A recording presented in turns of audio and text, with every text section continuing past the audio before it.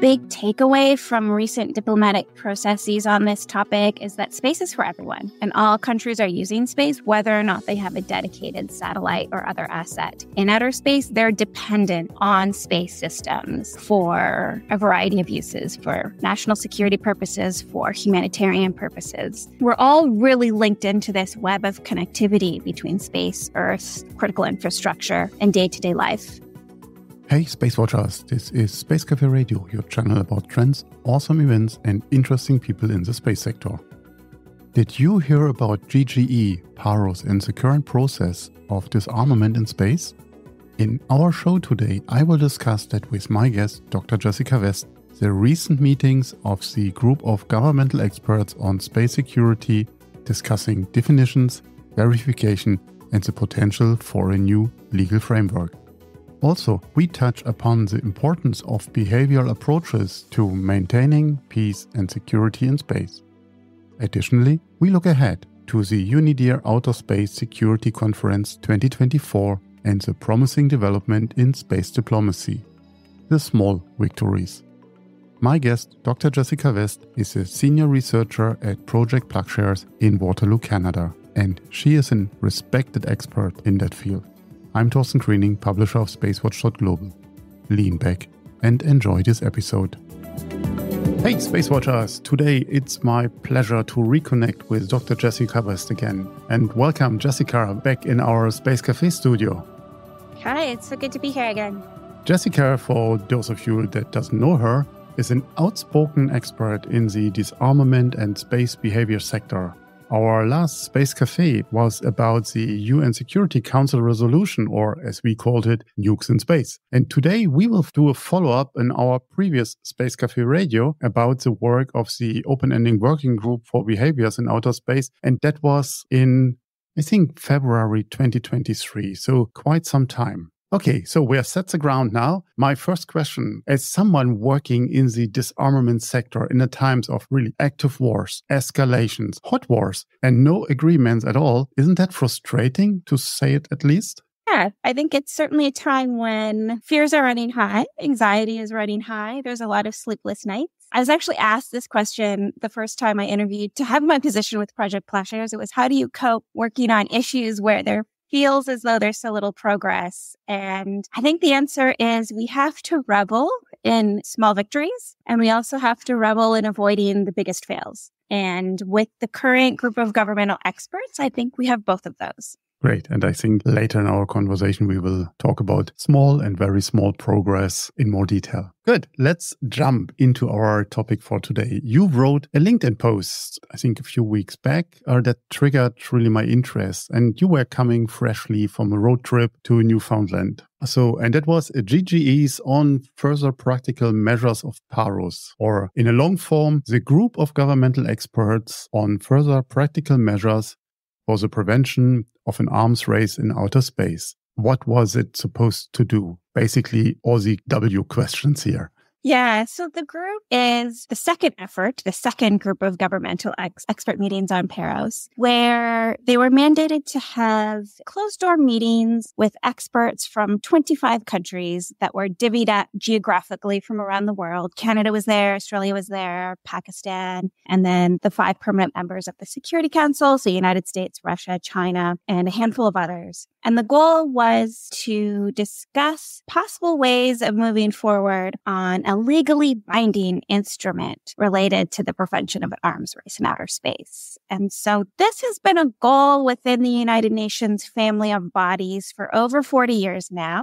And it's one where the diplomatic community has been spinning their wheels literally for decades. And if you can visualize that, digging themselves deeper and deeper to nowhere. And so this was an opportunity to think practically about what kind of measures might be adopted, what kind of definitions are needed, what kind of verification might be helpful, and how does it relate to what's already in place? Because there are laws in place, there are norms in place, and also how might it relate to other initiatives, such as efforts to develop norms of responsible behavior in space. And the group met twice formally for 2-week sessions. So one November 2023, and the latest one where they wrapped up was in August of 2024. They also held an open intersessional meeting, which is an awkward phrasing for saying an open session at the United Nations where other people were welcome to come. And so that was in February 2024. And I was privileged to be able to go to that meeting. And that gave us an opportunity to hear more about how the discussion was going. So the chair gave quite a detailed briefing on the discussions to date. States were able to give perspectives, and people like me in civil society were also able to relay our priorities and insights into the process. And so I spoke on transparency measures and also submitted a working paper on that topic. How does this work of the GGE, the group of governmental experts, fits in with the earlier diplomatic discussions on norms? So how is that related? Maybe you can connect these dots for us. It's a separate process. So the norms discussion was focused on non-legally binding approaches to enhancing peace and security in outer space through behavioral measures. Not what you have in terms of hardware in orbit, but how you use it and how you conduct yourself. And this one was focused more on thinking about hard restrictions that might apply to both capabilities and behaviors in space. So weapons is the underlying concept here, but it's a concept that we have been struggling to define, particularly given the diversity of technology and capability in outer space and the fact that a lot of technical capabilities can be used for dual purposes. So they might be able to do something fabulous, remove space debris, or do something horrendous, remove an operational satellite. And that's one of the biggest obstacles we have to pursuing formal legal measures on arms control. But there were a lot of parallels between those two discussions. And I think that's positive because when we think about peace and security in outer space, we need to think comprehensively. We can't have sets of rules that don't connect to one another or that interpret existing laws differently from one another or have different conceptualizations. That just wouldn't work. That leads to fragmentation and ineffectiveness. And so I was really happy when I read the report that was adopted to see there were a lot of overlaps. And I think there's a growing consensus on what the existing legal regime looks like and what it means, what some of the core concepts are that pertain to outer space activities, and also a growing awareness and consensus that when we're talking about arms control in outer space, we need to think comprehensively about space systems. And so we're talking about capabilities in space that could target space systems. We're talking about space to Earth. We're talking about Earth to Earth. So that could be your ground station. So we're thinking holistically about space systems and the different ways in which they can be harmed, not just satellites, and certainly for arms control, not just the sort of phantom menace of space strike capabilities. I think that was really positive, and that's a carryover from that discussion that started on norms of behavior.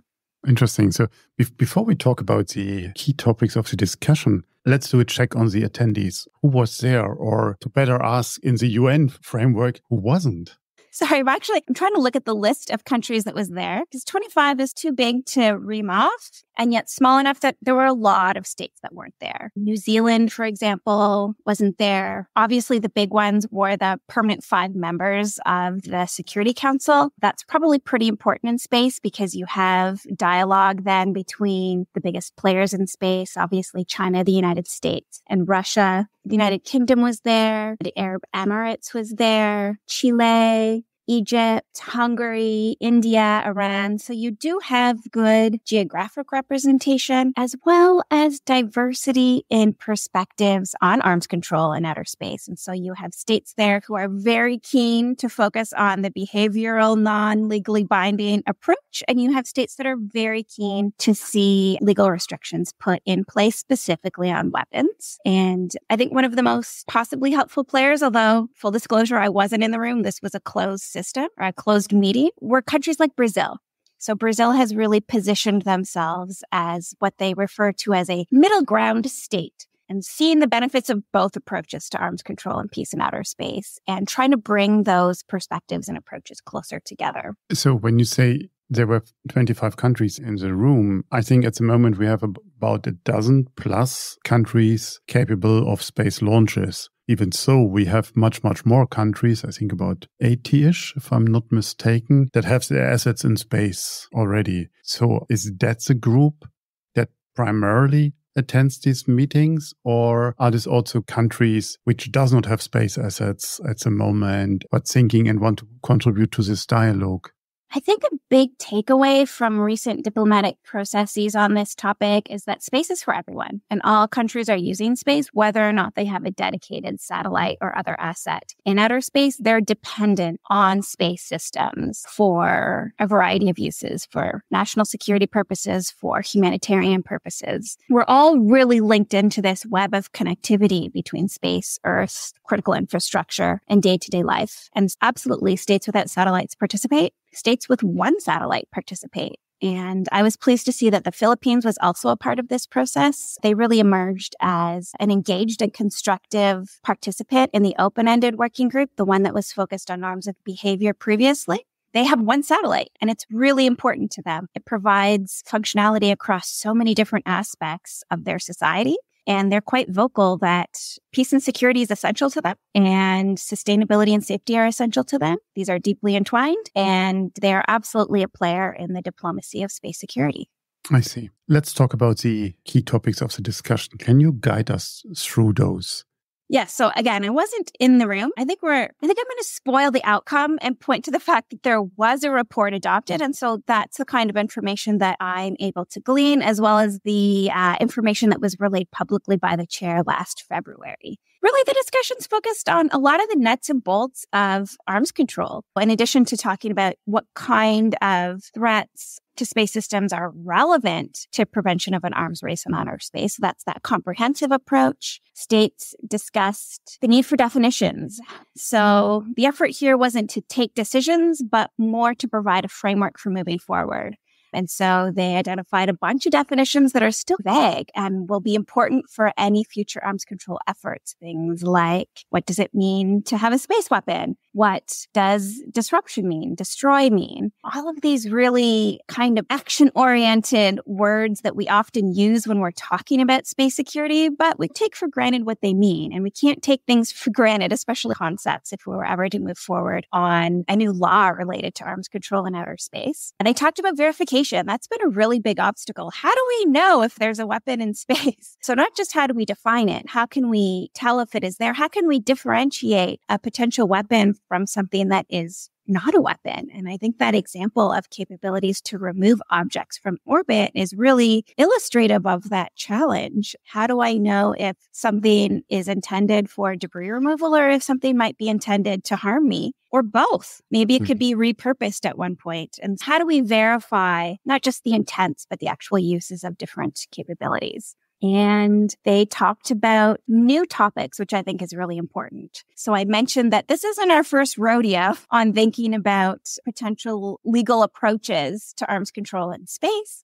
I was really pleased to see that there was a discussion on possible mechanisms for dispute resolution. That was also a topic that came up at the open-ended working group because, your debris removal capability is my perceived weapon capability. How do we deal with disputes, with different perceptions of what's happening in space? And also the idea that we need more institutions to support space governance. And I think that is something that's really near and dear to my heart. I've written about it in several different reports on norms as well as on arms control. We don't have a lot of machinery associated with space security the way we do with other areas of peace and security. And so we have a treaty, the Outer Space Treaty. It's fabulous, but it's one of the kind of early examples of these big multilateral peace and arms control treaties that were negotiated during the Cold War. And so it doesn't have things that later initiatives have. There's no secretariat. We don't have annual meetings of states parties where we get together and talk about how's it going? What are you doing to implement the treaty? What are some of your concerns about what other states are doing or not doing to implement the treaty? How are we interpreting this new activity that we're conducting in outer space in the context of the treaty? We don't have that. We don't have a lot of accountability,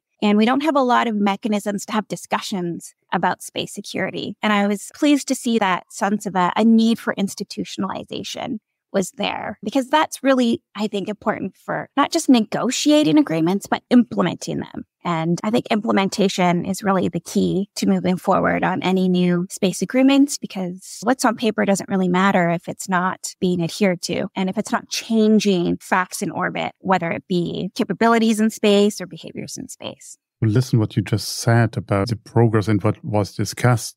So the pure definition, what is a weapon? And you said, what does it mean when it is there and how is it placed and what is it doing? Where are we in this definition process? Because everything else relates to this groundwork, let's call it that way. And if we can't define it properly, then there might be follow-up on that, because we can't talk about something what is not defined in a legal way. So where are we on that?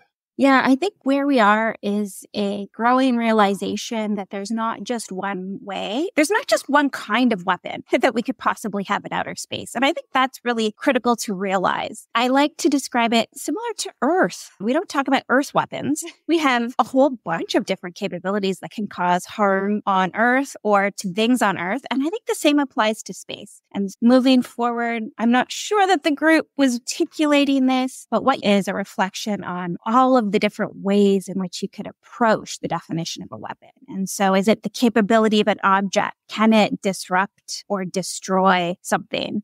Is it the intent? Is it something that is intended to disrupt or destroy something? Or does it have specific hardware on it, such as a missile where the only intended or possible use of that would be for harm? And so there's a lot of different approaches. Some of them are very much behavioral, which again is that fascinating tie-in with the norms of behavior component, a lot of what was discussed last year. And then some of it is more hardware focused. I think in very few scenarios, there would be some sort of technical capability that would clearly be a weapon. The most obvious might be a nuclear weapon in orbit. Now, obviously, those are all already banned. As from our previous discussion, it's still a topic that has come up. It's a topic that came up during that open meeting in February that I attended, where states made very clear their need to reiterate that ban on nuclear weapons in space. But that's an example of a capability where there's no peaceful application. There's no dual civilian use of that. And so banning that is much more straightforward than it is with a lot of the other technology that is kind of ambiguous in terms of how it is intended to be used, could be used, or could be repurposed for use. So we're not any further. Their goal wasn't to actually come up with the definitions. It was more to outline the variety of approaches to definitions. And I think that leaves it open to the international community to start doing more work on these topics.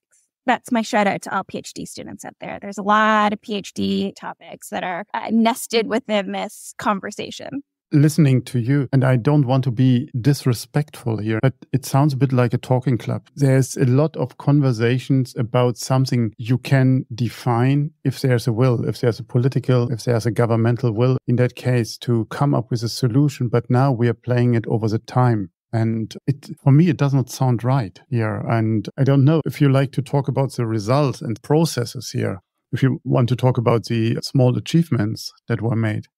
Sure. Well, I hate to break it to you, Torsten, but diplomacy really is a talking club. That's the raison d'etre of diplomacy. And it's so that we're talking and not doing other things. And so it's always valuable. The goal of that talking is really to slowly, often very slowly, arrives at common understandings, common perspectives, and to be able to find and identify potential areas of agreement where states can move forward. And that takes time, especially when states are coming from very different priorities and interests and different conceptualizations of security. So the small glimmers of diplomacy is when we can agree to something. And that's always a core objective of these meetings is, can we arrive at an agreement? So the standard outcome is generally a report that is adopted so that we can see what states discussed and what they agreed upon. And once it's adopted, it can also become public. And that's really important for these closed door meetings as well. The benefit of closed door discussions is they can engage in more politically sensitive conversations without people like me live tweeting what they're saying. But the downside is it's not always transparent to the rest of the international community what was discussed and what those key areas of agreement and disagreement are. And so that's what a report helps with. And it can also lay the groundwork for future work on this. As keen listeners will know, the previous discussion process on norms of behavior did not result in a report. And so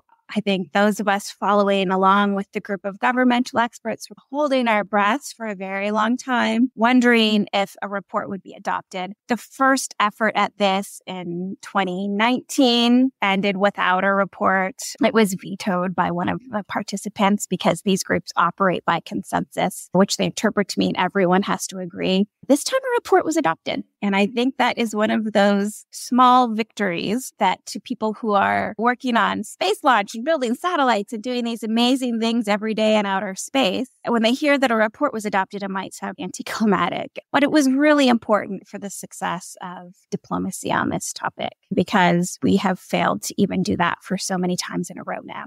It's great to report that there's a consensus. But I think the more important question is, what is in the report? What is concrete in that was made to a consensus? If it's an empty phrase, then it's easy to give my agreement to that. But if it's something concrete.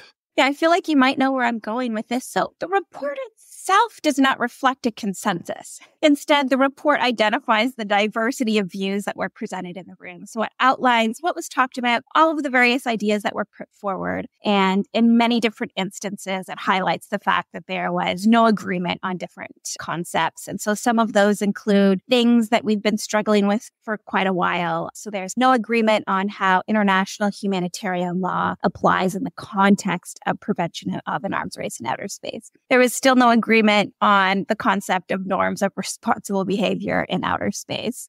And of course, there's more of a generation of ideas of possible ways forward when it comes to verification and definitions. On those latter ones, I'm not so concerned about not having consensus because, again, I think what we're leading to is the fact that we have to tackle many different approaches simultaneously when it comes to peace, security, and arms control in outer space. And so I think there's value in laying out all of those different potential approaches. And in particular, I think what it gets at is there won't be a one-size-fits-all. And I think that was really valuable on the verification component. Verification has been used as a reason not to engage in arms control in outer space. We can't verify it, so we can't discuss this. We don't see that this time. What I see when I look at the report is acknowledgement that there's a lot of different ways we can do verification. We can have pre-launch inspections. We can make use of space situational awareness data. Maybe we make use of sort of orbital inspections. We have transparency and confidence building measures. And there's specifically this concept of layering them in. And I think that is how we start to move forward on some of these more technical challenges to arms control by admitting that A, there are things we can do, and B, we probably need to do multiple things to move forward and to have confidence in future agreements and legal restrictions. But yeah, consensus on the fact that there wasn't consensus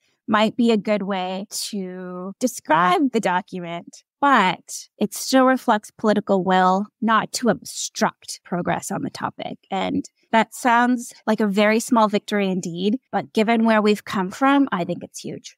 Okay. When you spoke about the technical topics, from what I hear, my concern is that our technical advancement is so fast and has such a pace that the entire regulation and legal processes can't follow up with that. And something you might agree today is outdated already by the technology and replaced by whatever AI-driven super weapons. And I'm not sure. So from your point of view, so what is next? So what is next? Well, I mean, you just articulated one of the core reasons why a lot of states had advocated a behavioral approach rather than trying to define specific types of technology that need to be restricted or regulated because it changes very quickly. And so if we think about what technologies could do, could they destroy an object? Could they blind an object? Thinking about what kinds of actions we don't want to have taken in space is one way around that challenge of rapidly changing technology. What's next? I'm pretty excited for this year's first committee meeting. So the first committee of the United Nations General Assembly meets every year to discuss issues related to international disarmament and security, and outer space is one of those topics. I follow along closely every year and do reporting for Reaching Critical Will, which is another civil society organization. Space is going to be a big topic. We have some celebrating to do with the fact that there was a consensus report that reflects lack of consensus that was adopted. Again, sounds minor, but big achievement. I expect that there is going to be an effort to consolidate these two approaches we've been talking about today, the politically binding or non-legal norms of behavior about what we do in space and how we conduct ourselves, and also the legally binding approach to more formal arms control in space. So in practice, we are supposed to have two new diplomatic processes beginning in 2025, which is already next year. One on each of these. And those would be open-ended working group meetings this time. So not closed, but open to all states who wish to participate, and hopefully also publicly accessible somehow. That's a lot of diplomacy on space. Diplomacy is good. Too much diplomacy, especially on kind of the same topic, can be a lot to ask, especially for smaller states that don't have huge delegations of individuals that they can send to different discussions. It can also fragment the discussion in some ways if they turn into parallel but not converging discussions and take different tracks. In theory, it could be positive. They could take that time to move further ahead on specific topics in each forum. And so in some cases, allocated more time to the discussion overall, but it's also expensive for a lot of states. And so there are whisperings that countries, I'm going to suggest Brazil, might be trying to lead an effort to have these converge so that we can have a single diplomatic process going forward. I've learned not to hold my breath on these things. I don't know what's going to happen, but I think that is going to be a big focus of diplomacy at the first committee in New York this fall. We're going to hear more about fears regarding nuclear weapons in space. I think that's going to come up again. That was something that was discussed at the UN Security Council for the first time in April and May of this year. And it was raised at the intersessional meeting of the group of governmental experts. And I think states are going to use the diplomatic opportunity of meeting in New York on this topic once again to reiterate the fact that this is one of those firm, legally binding arms control restrictions in space, and that we need to do more to make sure that it's upheld and that we have confidence in the fact that states are adhering to it. So it's going to be busy and it's going to be exciting for those of us who geek out over the United Nations arms control law and diplomacy. I hear you. Last point, as we talked about PAROS here primarily. So and you explained very well where PAROS is going. Can we expect a new legal agreement on PAROS anytime soon, or will that be part of the process you just mentioned? Yeah, so the process I just mentioned would be more talking and not a negotiating forum again. And so it would be trying to bring states together on areas of agreement on how to move forward. So not a negotiating forum, but a talk shop, but an open talk shop. I don't see a new legal agreement anytime soon. Part of that is because I think we've come to appreciate how broad this topic is. And it's not something that I think we'll solve with a single agreement, but instead we need to put in place many different pieces of a regime going forward. So maybe some agreements that are what to do and what not to do in space, and maybe a few more that do target some specific technologies that are particularly egregious or dangerous for the space environment. But it's going to be a slow process. Also, geopolitically, I just don't think we're in a position where we're going to be agreeing to new international laws, but that doesn't mean the discussions aren't important. We have to lay the groundwork now so that when the moment arises, when we can make progress, say, on legal approaches, everything's in place. We can move quickly when the right moment comes. And I think that's part of those appreciations for small victories, because they can pile up and they can lead to something big down the road. And without them, it can be hard to achieve the big things. I love the concluding words that you just giving to us and the positivity in it. So we are recording this Space Café Radio here on the 6th of September. And next week, we will see in Geneva the UNIDIR Outer Space Security Conference 2024, where you will also attend. So what are you planning to do there, and what can we expect from the OS24 this year? Yeah, I think the OS24 is really well lined up to continue this conversation that the group of governmental experts was having. I will be there representing the Center for International Governance Innovation, which is a think tank located here in Waterloo, where I'm based, and they're a sponsor of the event this year. The topics really follow a lot of what was discussed at various diplomatic forums. So there's going to be discussion on where we've been diplomatically so far,